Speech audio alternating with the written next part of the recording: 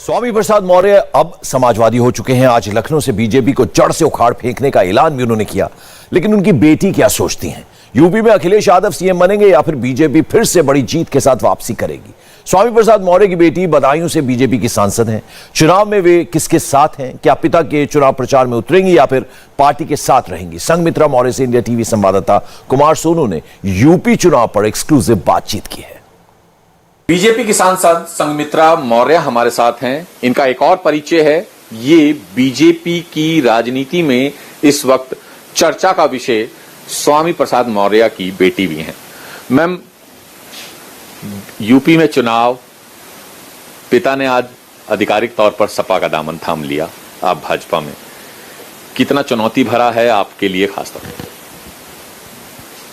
ये चुनौती भरा, लोगों को लग रहा है चुनौती भरा है, लेकिन चुनौतियों से खेलना या चुनौतियों को चुनौती देना, ये हमने राजनीति जब से करना शुरू किया तभी से सीखा है। तो इस चुनौती को भी हम बहुत ही आसानी से निपट लेंगे। ये चुनौती हमारे लिए चुनौती नहीं होगी। नाग रूपी आरएसएस, सांप रूपी भाजपा को नेवला रूपी स्वामी प्रसाद मौर्य ही खत्म करेगा, इससे कितना इत्तेफाक रखती हैं? कितना सही है आपके पिता का बयान?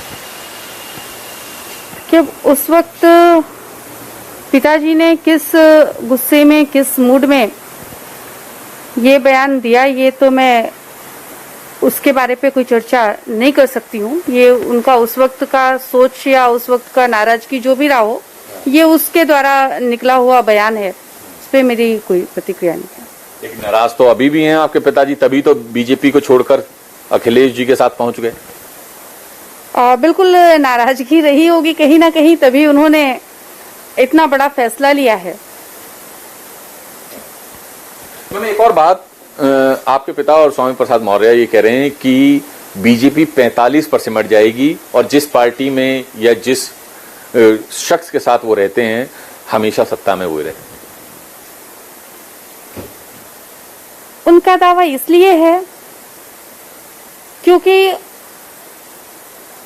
एक बेटी के नाते भी कह सकते हैं, एक पॉलिटिशियन के नाते भी कह सकते हैं, उनको जब से देखा है या जब से हमने राजनीति सीखी है, कभी उन्होंने अपने लिए राजनीति नहीं की है। उन्होंने दलितों, पिछड़ों, शोषितों, मजलूमों के लिए राजनीति की है। और आज जो भी जनाधार है, ये उनके धरातल पर काम करने की वजह से है और उनके साथ उनका जनाधार, वो जहां जाते हैं वो उसी तरह से उनके साथ चल पड़ता है और इसलिए उनकी इस बात में दम रहता है कि वो जहां रहते हैं वहां पर वो जैसा चाहते हैं वैसा कर सकते हैं।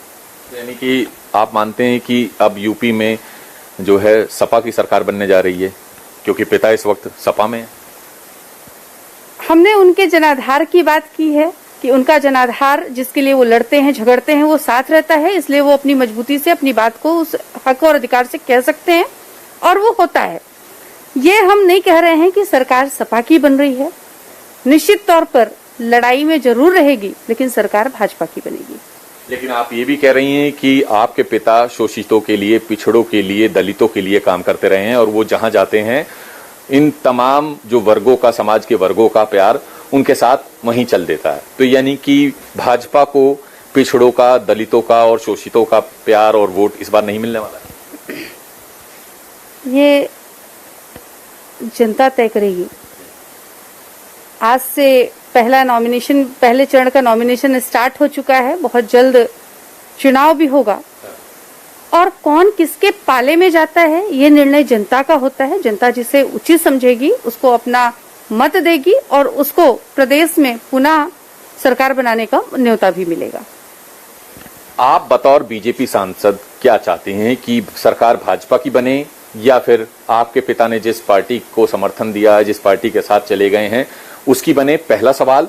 और दूसरा ये कि क्या अगर पार्टी ये कहती है तो क्या आप अपने पिता के इलाके में, उनकी विधानसभा में या उनके भाई, आपके भाई को अगर टिकट मिलता है तो उनके इलाके में जाके भाजपा के लिए प्रचार करेंगे? देखिए, बतौर सांसद आपने पूछा है तो निश्चित तौर पर भारतीय जनता पार्टी की सरकार बनेगी। और आपका दूसरा सवाल है कि यदि पार्टी हमें पिताजी के या भाई को टिकट मिलता है उनके क्षेत्र में भेज करके चुनाव प्रचार के लिए कहेगी, तो जिस तरह से मैं भारतीय जनता पार्टी में अभी तरह पूरी निष्ठा और कर्तव्य के साथ में कार्य को कर रही हूं, उसी तरह से मैं करूंगी। मैं वो दोगलापन नहीं दिखाऊंगी पार्टी के साथ में। अगर मुझे प्रचार करने जाना होगा तो मैं जाऊंगी, और नहीं जाना होगा तो मैं पार्टी को सीधे बोलूंगी कि मैं नहीं जा पाऊंगी। मैं वैसा व्यवहार बिल्कुल नहीं करूंगी जो भाजपा में रह करके भी भाजपा के कैंडिडेट को हराने का काम करते हैं। लेकिन अगर बतौर बेटी के हिसाब से मैं आपसे पूछूं तो आप क्या चाहती हैं कि पिता आपके सत्ता में आ जाएं? बिल्कुल, बतौर बेटी अगर आप हमसे सवाल करेंगे तो हर बेटी का सपना होता है उसका पिता आगे जाए, और मैं चाहूंगी कि वो सत्ता में आए। तो आपको लग रहा है कि पिता जो हैं वो सपा में चले गए, उनकी नाराजगी जायज थी या फिर भाजपा सही थी, पिता गलत थे? ये निर्णय मैं इसलिए नहीं ले सकती हूँ कि पिता सही या भाजपा सही, क्योंकि दोनों की बातें, पिताजी की और भारतीय जनता पार्टी के शीर्ष नेतृत्व की जो बातें हुई हैं, उन बातों के बीच में मैं कहीं पर नहीं थी, इसलिए ये फैसला मैं नहीं बता सकती कि भाजपा सही है, पिताजी सही। लेकिन आपने जैसा कहा कि दलित, शोषितों और पिछड़ों के लिए आपके पिता यानी स्वामी प्रसाद मौर्य जो हैं वो राजनीति करते आए हैं, और उनका प्यार हमेशा शुरुआत से मौर्य साहब को मिला है, और मौर्य साहब जहां जाते हैं उन तमाम लोगों का प्यार और वोट उनके साथ चले जाता है। तो जनता का या फिर इन वर्ग का वोट तो तभी मिलता है जब आप उनकी भलाई के काम करें। तो यानी कि आप ये कह रहे हैं कि भाजपा में उनकी भलाई का काम नहीं हो रहा था, जैसा कि आपके पिता ने अपने इस्तीफे के दौरान भी सब चीजें लिखी कि कहीं ना कहीं ठगा तो महसूस कर रहा था। आज भी पिछड़े में नाराजगी है, और मैं पहले भी कह रही थी, आज भी कह रही हूं कि मैं आदरणीय प्रधानमंत्री नरेंद्र मोदी जी के नेतृत्व में आज सांसद हूं, और संसद में अपनी बात को दमदारी से रखती हूं, मौका मिलने पर शीर्ष नेतृत्व के सामने भी रखती हूं। और कुछ शीर्ष नेतृत्व से हमारी अभी चर्चा भी हुई थी चुनाव से पहले, तो हमने उनको बोला भी था उत्तर प्रदेश के चुनाव में ये मुद्दा बन सकता है,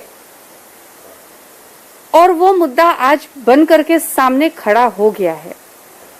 यानी कहीं ना कहीं जनता को ठेस थी, और अभी नहीं हुआ, लेकिन आने वाले समय में जो भी थोड़ी मोड़ी कसर रह गई है, मुझे पूरी उम्मीद है कि आदरणीय प्रधानमंत्री जी के नेतृत्व में पिछड़ों और दलितों को वो हक और अधिकार भी मिलेगा। थका हुआ कौन महसूस कर रहा था इस सरकार में, आपके पिता स्वामी प्रसाद मौर्य या फिर दलित, पिछड़े और शोषित वर्ग जिनकी आप बात कर रहे हैं?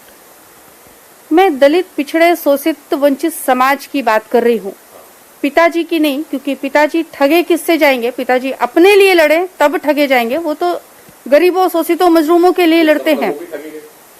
तो जाहिर सी बात है, वो जिसकी लड़ाई लड़ रहे हैं वो ठगा गया, उसका हक और अधिकार नहीं मिला, इसीलिए वो बार बार उन बातों को कह रहे हैं, और ये बात मैंने भी रखी है।